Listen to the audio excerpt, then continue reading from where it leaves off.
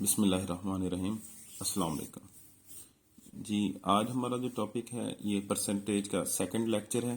इसमें हम देखेंगे प्रॉफिट और लॉस की परसेंटेज।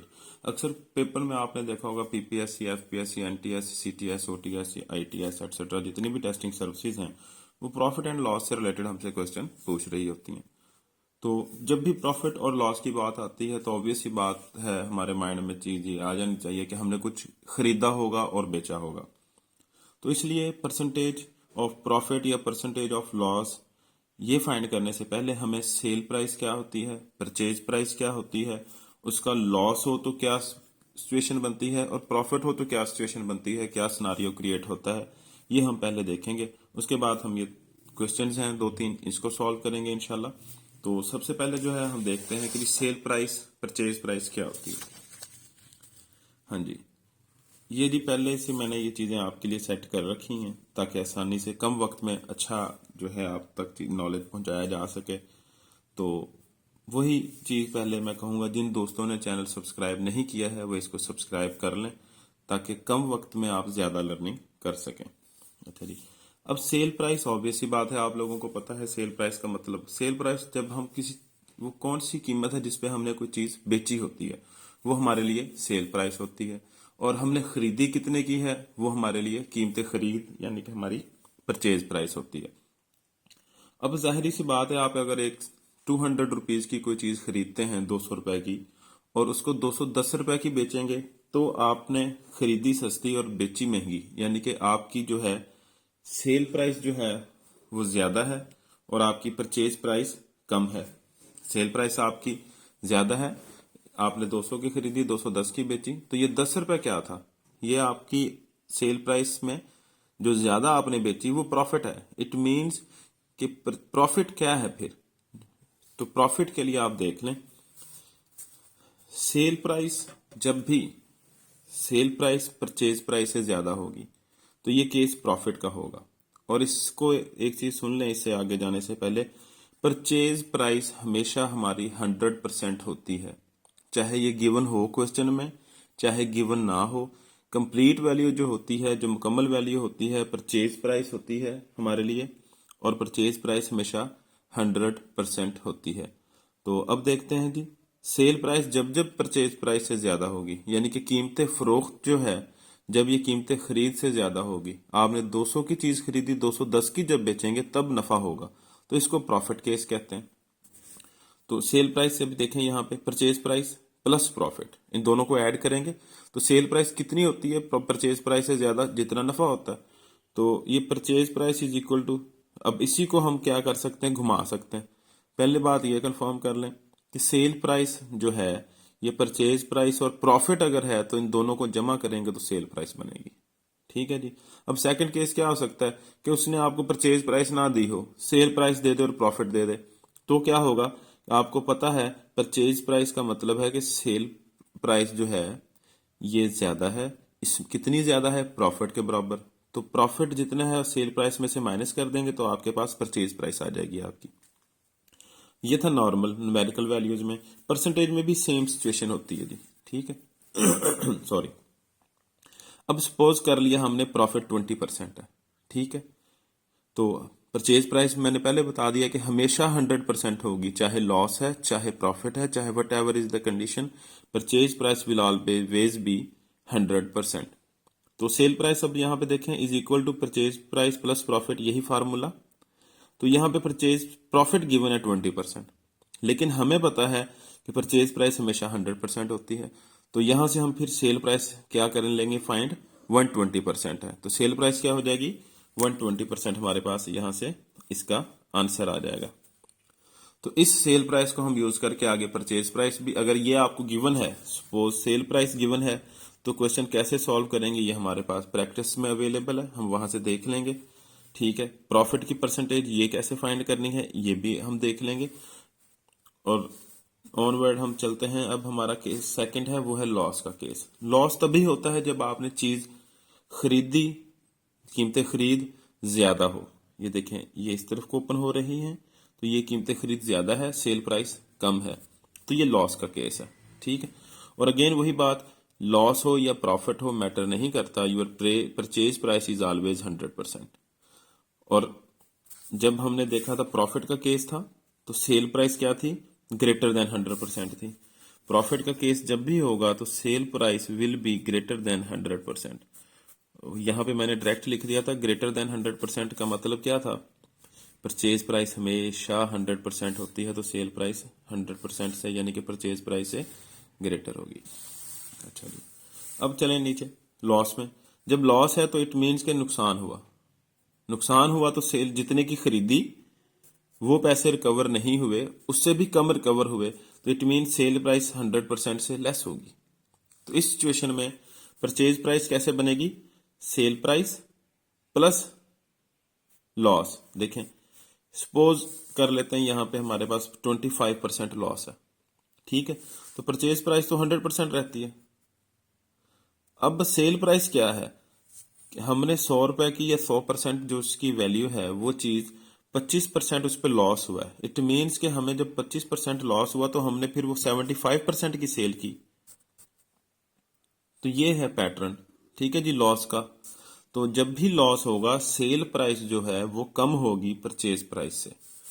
तो अगर लॉस 30% है तो 100 माइनस 30 करके सेल प्राइस 70% आ जाएगी। अगर लॉस 40% है तो सेल प्राइस 100 माइनस 40 करके 60% आ जाएगी। या दूसरे लफ्जों में आप ये कह सकते हैं loss plus sale price purchase price बनती है, और परचेज प्राइस प्लस प्रॉफिट ये दोनों ऐड करें तो हमारे पास सेल प्राइस बनती है। ठीक है जी। अब ये लेक्चर जो है ये बातें हम ऑनवर्ड कैरी करते हैं, अपने क्वेश्चन की तरफ जाते हैं। इंशाल्लाह आपको परसेंटेज के बहुत आसानी से क्वेश्चन समझ आ जाएंगे। हाँ जी, फर्स्ट क्वेश्चन है हमारे पास, Aslam sold a car for ₹80,000। Aslam ने एक कार बेची है कितने की, ₹80,000 में। अब 80,000 का मतलब क्या है, उसने क्या किया, ये कार 80,000 में सेल की है, तो दिस इज बेसिकली असलम की सेल प्राइस है कितनी, 80,000। ठीक है जी। At a profit of ₹20,000, profit कितना हुआ, 20,000 का। अब यहां से क्या आप फाइंड कर सकते हैं, इट मींस प्रॉफिट केस है, प्रॉफिट केस है तो ये जो सेल प्राइस है ये परचेज प्राइस से ज्यादा है। कितनी ज्यादा है, जितना प्रॉफिट है। तो परचेज प्राइस का फार्मूला पिछले वाले लेक्चर से अभी जो हमने किया है उधर से आप देखेंगे is equal to sale price minus profit. तो ये 80,000 माइनस 20,000, 60,000 उसकी क्या आ जाएगी जी, ये परचेज प्राइस आ जाएगी, परचेज प्राइस। अब पूछा हमसे क्या है, परसेंटेज ऑफ प्रॉफिट। ठीक है जी। अब एक चीज सुन लें, नफा हो या नुकसान हो, प्रॉफिट या लॉस, इसकी बेस जो होती है हमेशा आपकी परचेज प्राइस होती है। बेस हमेशा परचेज प्राइस होती है। यहां पे प्रॉफिट है, परसेंटेज किसकी ले रहे हैं, जिस चीज की परसेंटेज ले रहे हैं। हमने कल एक फार्मूला देखा था छोटा सा, percentage over is equal two is over of. तो ये परसेंटेज किसकी आती थी, ये इज की निकलती थी हमारे पास। ठीक है। अब हमने यहां पे क्या है, परसेंटेज ऑफ प्रॉफिट है तो प्रॉफिट ऊपर आएगा, बटे में क्या आएगी, हमेशा परचेज प्राइस। लॉस हो तो भी परचेज प्राइस, प्रॉफिट हो तो भी परचेज प्राइस। अब हमने परसेंटेज फाइंड करनी है तो इसको 100% से मल्टीप्लाई करना है। तो क्या आ जाएगा जी हमारे पास, 20,000 डिवाइड बाय 60,000 मल्टीप्लाई बाय 100%। ये कट जाएंगे, 2 1 2 2 3, और ये 33.33% किसकी परसेंटेज है, ये प्रॉफिट की। ये हमारे पास इसका आंसर आ जाएगा। होपफुली आपको ये समझ आई होगी। ठीक है, तो अगेन बता देता हूं, सेल प्राइस गिवन है, प्रॉफिट गिवन है, तो आप परचेज प्राइस फाइंड कर लें। परसेंटेज ऑफ प्रॉफिट गिवन है, पूछी है, तो परसेंटेज ऑफ प्रॉफिट का फार्मूला ये है, हमेशा यही होगा, profit over price, purchase price multiply by 100%। Values put करें, आंसर आपके पास 33.3 आ गया। अब नेक्स्ट क्वेश्चन देखते हैं। Purchase price of mobile phone was 20,000। उसमें सेल प्राइस गिवन थी, इसमें परचेज प्राइस गिवन है 20,000। अच्छा जी, अब नेक्स्ट क्या गिवन है? नेक्स्ट सेल प्राइस 25,000 है। ठीक है जी, इसमें दोनों प्राइसेस गिवन है 25,000। पूछा क्या है? Percentage of profit. तो फार्मूला क्या है? मैंने अभी आपको बताया, percentage of profit is always equal to profit over purchase price multiply by 100%। ठीक है जी। अब यहां पे प्रॉफिट की वैल्यू नहीं है, तो प्रॉफिट कैसे निकाल सकते हैं हम? तो प्रॉफिट क्या होता है? जितने की चीज बेची हो उसमें से जितने की चीज खरीदी है वो माइनस कर दें, यानी कि 25,000 माइनस 20,000, 5,000 आपका प्रॉफिट है। ठीक है जी। अब इस फार्मूले में यहां पे मैं वैल्यूज पुट करने लगा हूं। 5,000 profit divide by purchase price कितनी है हमारे पास? 20,000 मल्टीप्लाई बाय 100%। ये सिफर इससे कट जाएगा। ठीक है, इसको मिनिमम कट कर दें तो ये 2 1 2 2 5, तो दिस इज 25%। ये क्या है? परसेंटेज ऑफ प्रॉफिट है। ठीक है जी, ये आपके पास आपका आंसर आ गया। इसमें हमारे पास पहले में परचेज प्राइस नहीं गिवन थी, अब इस केस में परचेज प्राइस गिवन है, हम फाइंड परसेंटेज ऑफ प्रॉफिट कर रहे हैं अभी तक। ठीक है, लेकिन अब नेक्स्ट क्वेश्चन देखते हैं, वो इससे डिफरेंट है थोड़ा सा। सेल प्राइस दी है जी 1,20,000।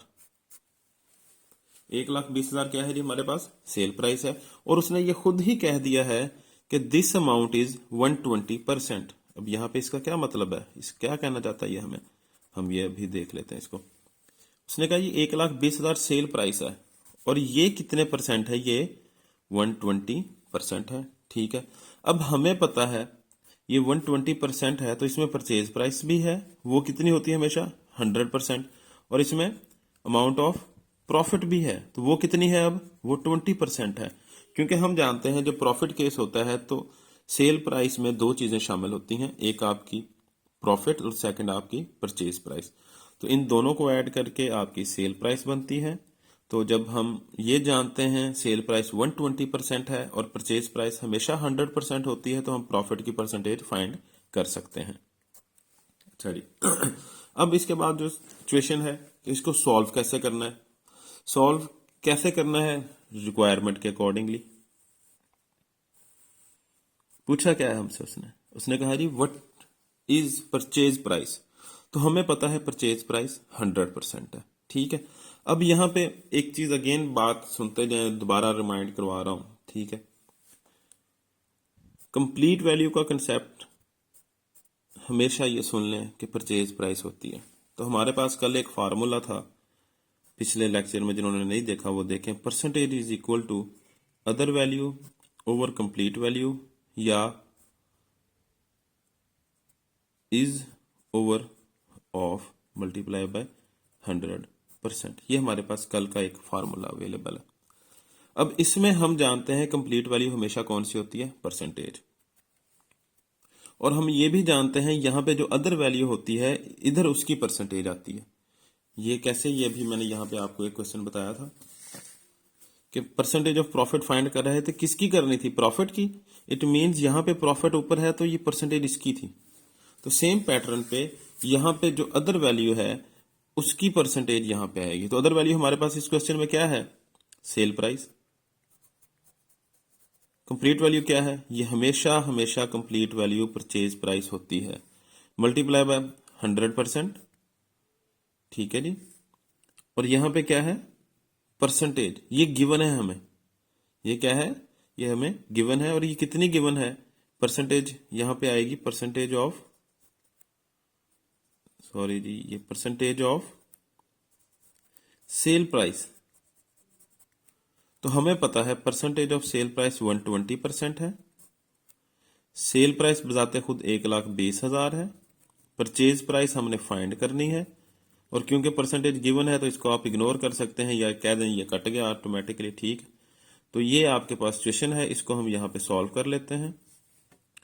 परचेज प्राइस उधर चली जाएगी, पहले एक स्टेप में लिखें 120% का मतलब है 120/100 is equal to 1,20,000 divide by purchase price. Purchase price को इधर ले जाएं, 1,20,000 है, ये ऐसे ही रहेगा। अब ये उधर जाकर चेंज हो जाएंगी, जो बटे में है वो ऊपर चली जाएगी।